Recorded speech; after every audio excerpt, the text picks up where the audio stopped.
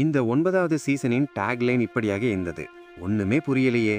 திவ்யாவின் தடாலடியான வெற்றியும் அதை தான் நமக்கு சொல்கிறது. ஒண்ணுமே புரியலையே. எதிர்பாராததை எதிர்பாருங்கள் என்கிற லேபிளில் அக்மார் கல்வாவை மறுபடியும் தந்திருக்கிறதா Bigg Boss team? Bigg Boss finale நிகழ்ச்சியில் நடந்தது என்ன?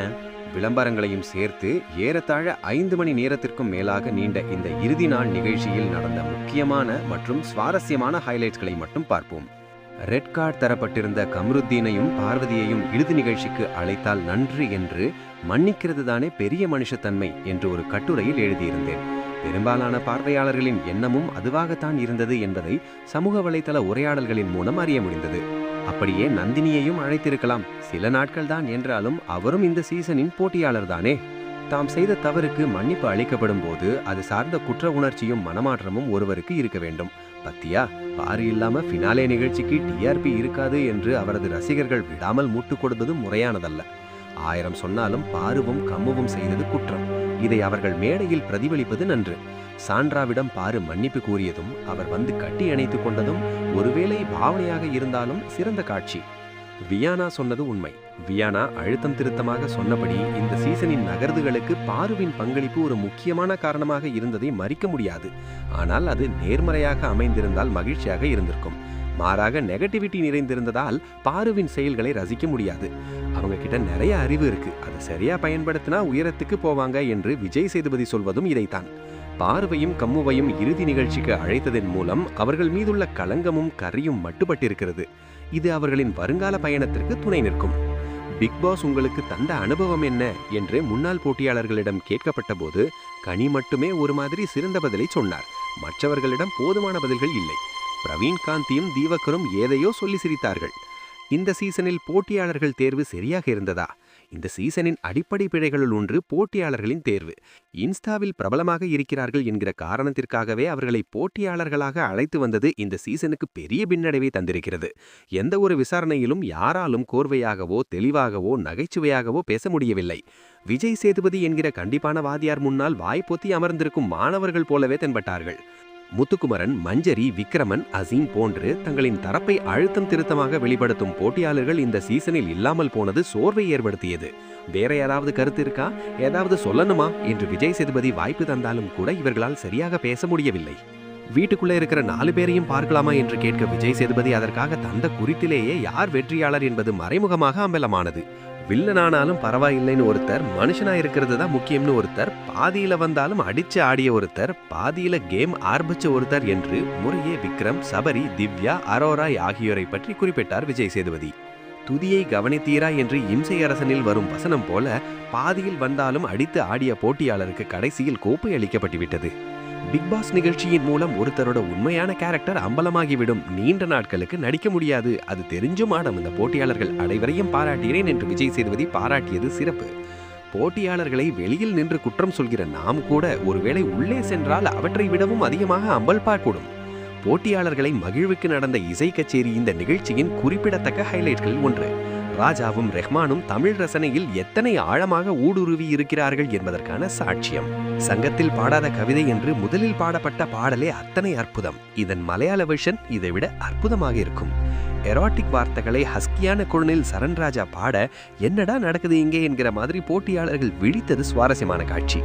வீட்டிற்குள் அரோ அடிக்கடி பாடும் எனக்கு பிடிச்சவனே என்கிற ஒரிஜினல் பாடலும் பாடப்பட்டது. கூட்டத்தில் நின்று பாடும்போது தடுமாறிய அரோ தனியாக பாடும்போது ஆசத்தினார். ஹூ இஸ் த ஹீரோ என்கிற ஆண்ட்ரியாவின் ரகலையான பாடலும் சிறந்த முறையில் பாடப்பட்டது. கோவிந்த் வசந்தோட போரேன் நெகிழித்தார். பிக் பாஸின் மந்திர குரலும் போட்டியாளர்களின் நெகிழ்ச்சியான வாக்குமூலமும்.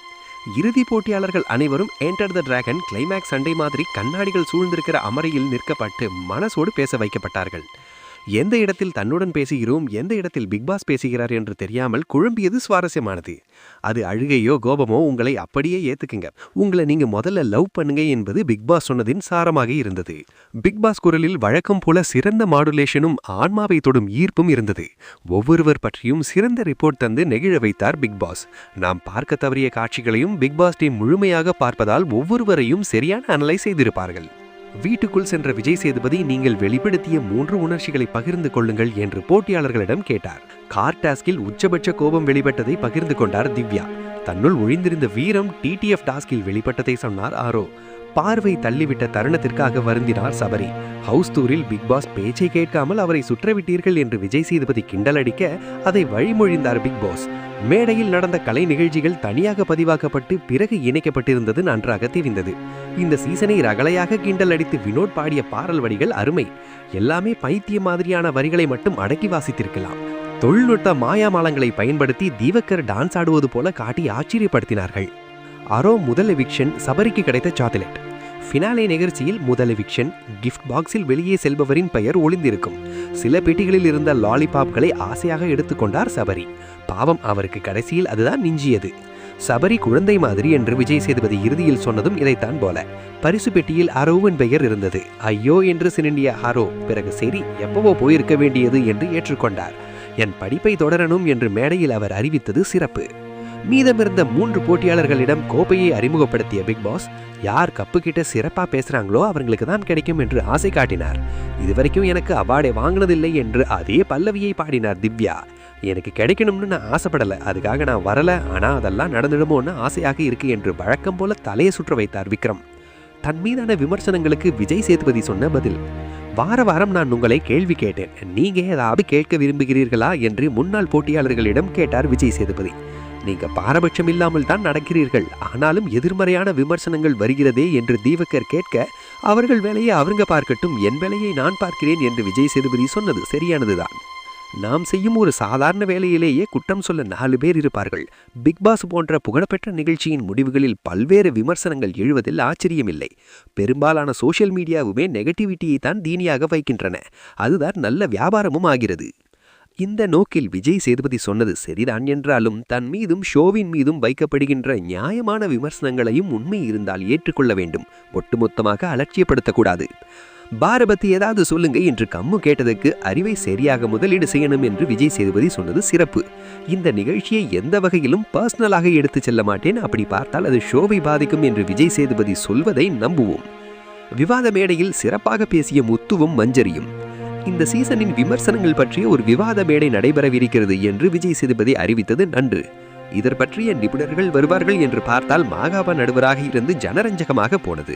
ராஜு நகைச்சுமையாக பேசினார். தீபக் சுமார், முத்துக்குமரனும் மஞ்சரியும் எதிரெதிர் தலைப்பில் சுவாரஸ்யமாக பேசினார்கள்.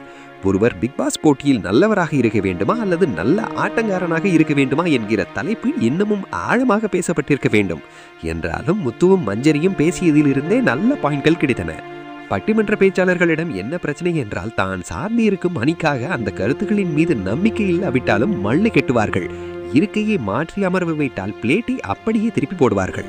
ஒருவர் சிறந்த பிக் பாஸ் ஆட்டக்காரனாக திகழ்வதற்கு நல்லவராக இருந்தால் மட்டுமே போதாது. நல்லவர் என்கிற பெயரில் ஒருவர் சும்மா அமர்ந்திருந்தால் அதில் எந்த சுவாரஸ்யம்? நல்லவராக இருப்பதோடு வல்லவராக இருப்பதும் அவசியம்.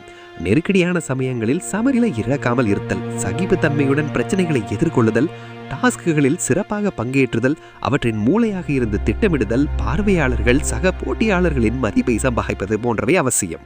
கடந்த சீசனில் முத்துக்குமரனிடம் இந்த திறமைகள் இருந்தது. பாரு என்ட்ரி, சாண்ட்ராவிடம் மன்னிப்பு கோரியதும், போட்டியாளர்கள் மூவரையும் வீட்டிலிருந்து வழி அனுப்பி விளைத்த பிக் பாஸ் இந்த வெளிச்சத்தை சரியான முறையில் முதலீடு செய்யுங்கள் என்ற அறிவுரை தந்தது நன்று. பாரு வரல, ஏதோ பிஸியாக இருக்காங்க என்ற முதலில் அறிவித்தாலும் ஒரு சர்ப்ரைஸ் என்று விஜய் சேதுபதியை அறிவித்த பாரு என்ட்ரி. முகம் பூசினா போல் இருந்த பாரு வீட்டில் நிறைய இமோஷன்ஸ் இருந்தது. கதவுக்கு பக்கத்தில் நின்னது யாராவது வருவாங்கன்னு இல்லை. வீட்டுக்கு கொஞ்ச நேரம் பார்த்தேன் என்று எத்து விடாமல் பேசினார். சாண்ட்ராவிடம் மன்னிப்பு கேட்டது சிறப்பு. திவ்யாவின் அப்பா மூச்சு விடாமல் பேசினார். குடும்ப பழக்கம் போல. என் பொண்ணு அமைதியானவள் என்று அவர் சொல்ல, ஓ இதுதான் அமைதியா என்று கிண்டல் அடித்தார் விஜய் சேதுபதி.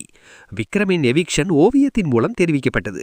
விக்ரமின் முகத்தில் சிறிது ஏமாற்றம் தெரிந்தாலும் ஏற்றுக்கொண்டார், வெளியேறினார். சபரியும் திவ்யாவும் எஞ்சினார்கள். சபரிக்கு கிடைக்கக்கூடும் என்று கூட பலர் நம்பி இருக்கலாம். சில பல பில்டப்புக்கு பிறகு டைட்டில் வின்னர் திவ்யா என்று உரத்த குரலில் அறிவித்தார் விஜய் சேதுபதி. திவ்யாவினால் அதை நம்பவே முடியவில்லை. ஆச்சரியத்தில் வாய் பூத்திக் கொண்டார். ஏமாற்றத்தை விழுங்கிக் கொண்டு உற்சாகமாக விசிலடித்தார் சபரி. அர்ச்சனாவை தொடர்ந்து வயல் கார்டன் ட்ரீல் நுழைஞ்சாலும் கோப்பையை வெல்ல முடியும் என்பதை நிரூபித்திருக்கிறார் திவ்யா. இறுதி போட்டியாளர்களின் பலமும் பலவீனமும். இந்த வெற்றிக்கு திவ்யாவை தகுதியானவரா, பியா டீமுக்கு கிடைத்த வெற்றியா என்று பல விமர்சனங்கள் சொல்லப்பட்டாலும் இதுதான் முடிவு. இது மக்களளித்த காட்டுகளின்படி நிகழ்ந்ததா அல்லது பிக் பாஸ் ஸ்ட்ராட்டஜியா என்பது அவர்களுக்கு வெளிச்சம். என்னுடைய தனிப்பட்ட நோக்கில் விக்ரம் அல்லது சபரிக்கு கோப்பை அளிக்கப்பட்டிருந்தால் பொருத்தமாக இருந்திருக்கும் என்பேன். ரொமான்ஸிலும் சண்டையிலும் வீழ்ந்திருந்த அரோ ஒரு கட்டத்தில் தான் விழித்துக் கொண்டார். தான் வெல்வோம் என்கிற நம்பிக்கை அதற்கே இல்லை. முதல் வாரத்தில் பிரகாசித்த சபரி பின்பு செட் ப்ராப்பர்ட்டி போல ஆகி போனார். பாருவுடன் மோதி உரும்படனோடு வச்சப்பட்டு அப்படியே பின்னங்கி போனார். கார்டாஸ் தகையாகத்தின் மூலம் மீண்டெழுந்தாலும் கோப்பை கிடைக்கவில்லை. ஆனால் சபரியிடம் ஒரு கன்சிஸ்டன்சி இருந்தது. யாரிடமும் அனாவசியமான சண்டைக்கு செல்லவில்லை. ஏற்படுகிற சண்டைகளையும் தீர்ப்பாக இருந்தார். ஆனால் நல்லதுக்கு தானே காலமே இல்லையே. விக்ரம் இந்த சீசனின் சிறந்த ஆட்டக்காரர். பொறுமை, சகிப்புத்தன்மையுடன் பல டாஸ்குகளின் மூளையாக இருந்து செயல்பட்டவர்.